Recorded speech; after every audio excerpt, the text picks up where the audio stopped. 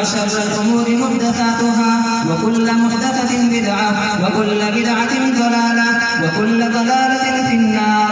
وبالسند المتصل منا إلى الشيخ الإمام الهمام الحافظ الحجة أمير المؤمنين في الحديث أبي عبد الله محمد بن إسماعيل بن إبراهيم بن المغيرة الجعفي اليماني البخاري رحمهم الله تعالى.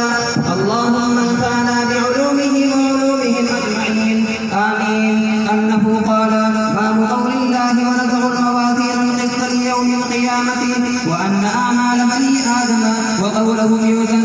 وقال مجاهد: القسطاس العدل بالرومية، ويقال القسط مصدر المقسط وهو العادل، وأما القاسط فهو الجائر.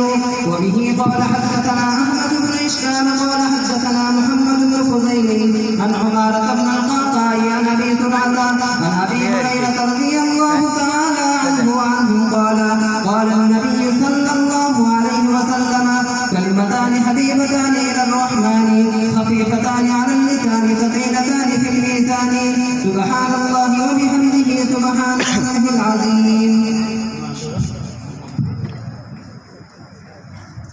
بسم الله الرحمن الرحيم.